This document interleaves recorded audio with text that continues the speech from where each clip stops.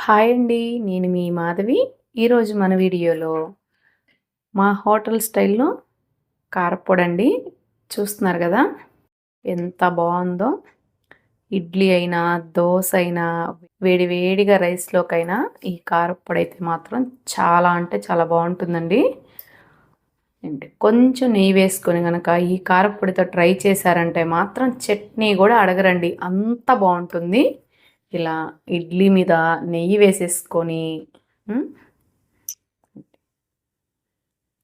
Wow! ఇలా ఎంతమందికిష్టం ఇలా తినడం? ఇప్పుడు ఈ కారప్పొడిని ఇలా చల్లుకొని ఏంటి ఈ ఇడ్లీ తింటే ఉంటదండి. మామూలుగా ఉండదు. టేస్ట్ అయితే మాత్రం. చూసారు గదా! మరి వీడియో అయితే ఎక్కడ స్కిప్ చేయకుండా చివరి వరకు చూడండి. ఇంకెందుకండి ఆలస్యం వీడియోలోకైతే వెళ్ళిపోదామా? ఇప్పుడు మన కారప్పొడికి ఇలా ఒక పాన్ పెట్టుకొని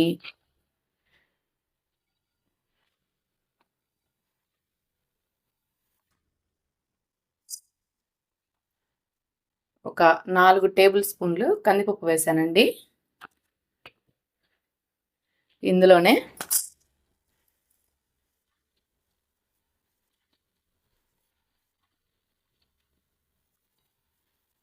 ఒక 4 టేబుల్ స్పూన్లు మినపప్పు. ఇప్పుడు ఈ కందిపప్పుని, మినపప్పుని లైట్ గోల్డ్ కలర్ వచ్చేంత వరకు ఫ్రై చేసుకుందామండి. ఆయిల్ వేయకూడదు. ఆయిల్ లేకుండానే ఫ్రై చేసుకోవాలి. ఇవి వేగినాయి అంటే మంచి సువాసన వస్తుందండి. అదే గుర్తు మనకి. స్టవ్‌నైతే లో ఫ్లేమ్‌లో పెట్టుకునే వేపుకోవాలండి. అప్పుడే మనకి చక్కగా ఫ్రై అవుతాయి. లేదంటే పైన కలర్ వచ్చేసిద్ది కానీ బాగా ఫ్రై అవ్వదు. ఒక పచ్చి వాసన వస్తుంది. చూసారు కదండి!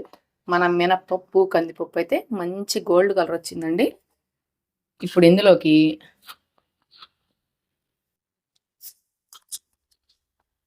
ఒక 2 టేబుల్ స్పూన్లు జీలకర్ర వేసుకుందాం. జీలకర్రని కూడా ఒక్క నిమిషం పాటు ఫ్రై చేసుకుందాం. సరిపోతుంది. ఆ వేడికి జీలకర్ర ఫ్రై అయిపోతుందండి.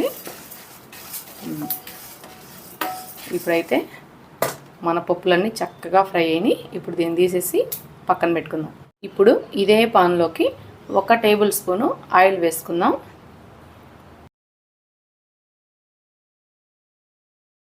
ఇప్పుడు ఇందులో నేను ఒక 2 టేబుల్ స్పూన్లు ధనియాలు వేసానండి. అలాగే ఒక పావు టీ స్పూను మెంతులు కూడా వేస్తున్నాను. ఇప్పుడు ఈ ధనియాలని, మెంతుల్ని దోరగా వేయించుకుందాం.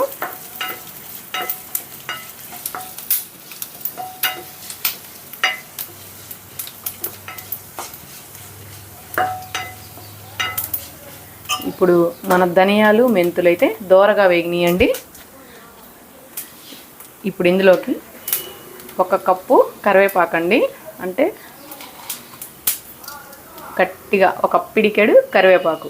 ఇది కూడా వేసుకుందాం.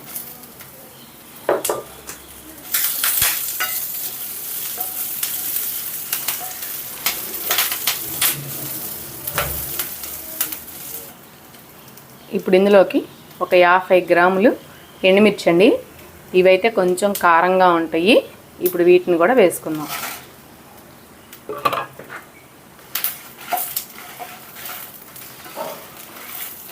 ఇప్పుడు ఈ కరివేపాకు, ఎండుమిర్చి వీటన్నిటిని ఒక 2 నిమిషాల పాటు ఫ్రై చేసుకుందాం. నోటికి ఏం తినాలనిపించకపోయినా ఫీవర్ వచ్చినప్పుడు నోటి చేదుగా ఉంటుంది కదండి. అలాంటప్పుడు ఈ కారం గనక ఇడ్లీలో కానీ వేడి వేడి అన్నంలో కానీ కొంచెం నెయ్యి వేసి పెడితే కమ్మగా తింటారండి. చక్కగా తినాలనిపిస్తుంది వాళ్ళకి. హోటల్స్లో ఇలానే చేస్తారు. ఎందుకంటే దీనిలో ఇంకా వేరే మనం ఏమన్నా వేసామనుకోండి, పేషెంట్స్ కదా ఎక్కువగా హోటల్స్కి వచ్చి ఏమడుగుతారు, ఇడ్లీ ఓన్లీ కారప్పొడి వేసి కట్టండి అమ్మా, చట్నీ వద్దు, తినకూడదు అంటారు. కాబట్టి మనం వేసిన కందిపప్పు, మినప్పప్పు దానివల్ల అయితే ఎవ్వరికీ ప్రాబ్లం ఉండదండి. కాబట్టి ఇలా చేసి పెట్టండి, చక్కగా తింటారు. ఇప్పుడు ఇందులోనే ఒక 10 వెల్లుల్లి రెబ్బలు కూడా వేస్తున్నాను. అలాగే చూస్తున్నారు కదా, ఒక రెబ్బ చింతపండు అండి, అంటే ఒక 10 గ్రాములు ఉంటుందేమో. ఈ చింతపండుని కూడా వేసుకుందాం. మన ఎండుమిరపకాయలు, కరివేపాకు అన్నీ చక్కగా ఫ్రై అయినాయి. ఇప్పుడు స్టవ్ ఆఫ్ చేసుకుందాం. ఇప్పుడు ఈ మిరపకాయలని వీటన్నిటిని, ఇందాక మనం వేపుకున్న మినపప్పు, కందిపప్పు, వీటన్నిటిని పూర్తిగా చల్లారబెట్టుకుందాం. ఇప్పుడు అన్నీ పూర్తిగా చల్లారిపోయినాయండి. ఇప్పుడు వీటిని మిక్సీ పట్టుకుందాం.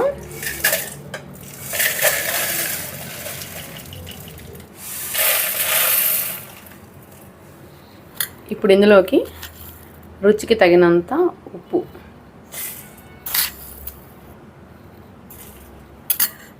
ఇప్పుడు రుచికి తగినంత ఉప్పు కూడా వేసుకున్నాం కదండి. దీన్ని కొద్దిగా బరకగా గ్రైండ్ చేసుకుందాం. మరీ మెత్తగా చేసుకుంటే బాగోదండి. కొద్దిగా ఆ పలుకులు తగులుతుంటేనే బాగుంటుంది. ఓకేనా? చూసారు కదండి, మన కారప్పొడి అయితే ఎమ్మీగా ఉందండి. మంచి ఫ్లేవర్తో భలే ఉంది. చూస్తున్నారు కదా ఎంత పొడి పొడిలాడుతూ ఎంత చక్కగా వచ్చిందో. మీరు కూడా ఇంట్లో ఒకసారి ఇలా ట్రై చేయండి. అది ఎలా వచ్చిందో నాకు కామెంట్లో తెలియజేయండి. ఈ వీడియో నచ్చితే లైక్ చేసి, షేర్ చేసి మన ఛానల్ని సబ్స్క్రైబ్ చేసుకోండి. Thank you. మీ అందరికైతే బాగా నచ్చుతుందండి ఈ కారప్పొడి.